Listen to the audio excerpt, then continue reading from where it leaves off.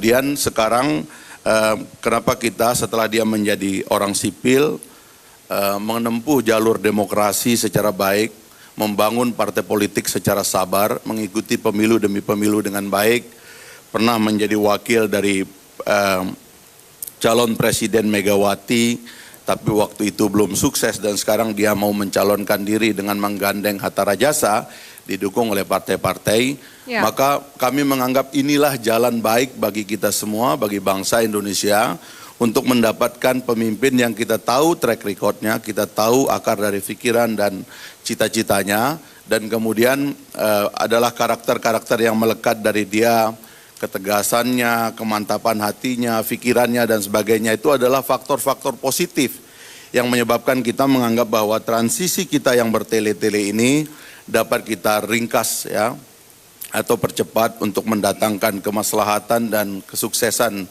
atau kesejahteraan bagi bangsa Indonesia. Baik. Dengan cara memilih Prabowo Mas Fahri, Subianto. tapi di dalam forum ini tidakkah kemudian masyarakat juga berhak tahu jika Anda merasa masyarakat perlu tahu dengan pertanyaan saya tadi soal dikaitkannya? Saya mengusulkan semua dipersoalkan. Ya. Hal yang sama juga kita persoalkan kepada Jokowi. Ya.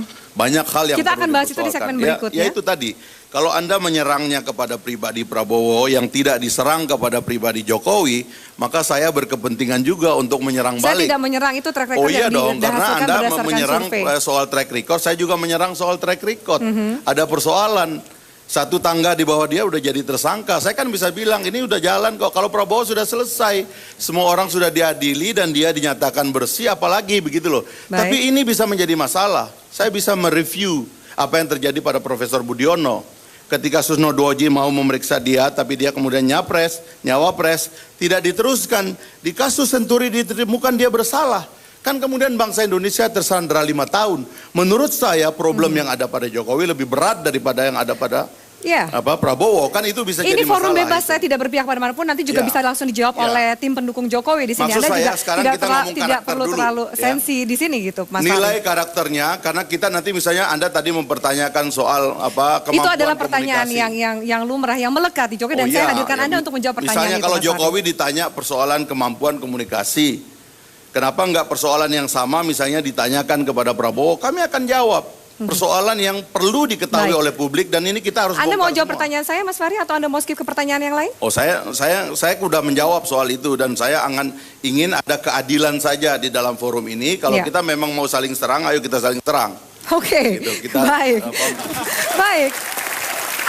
Yang Anda perlu serang mungkin adalah kubu kompetisi Anda. Baik, saya akan ke Mas Bas dulu untuk menetralisir suasana. Silakan Mas Bas. Catatan Anda seperti soal apa? Prabowo atau Jokowi? Prabowo. Wah, dakdikduk juga nih. Jadi gini, saya tadi senang sekali Mbak Afi sudah membuka dengan soal bahwa pemimpin itu ada plus minusnya. Seperti baterai, seperti aki ya. Jadi kita harus terima fakta bahwa kedua capres ini punya plus dan minus. Itu pasti ya. Lalu kita juga ingat kilas balik sampai September 2012 itu Prabowo paling populer sebagai capres. Tapi setelah itu disalib di tikungan sama Jokowi. Artinya apa? Dua-duanya the rising stars. Ya. Dan kita bisa sekarang memilih salah satu dari mereka. Alangkah baiknya kan pilihan yang kita dapat sekarang ini adalah yang terbaik ya. Masalahnya ya, kalau menurut saya makin dekat ke hari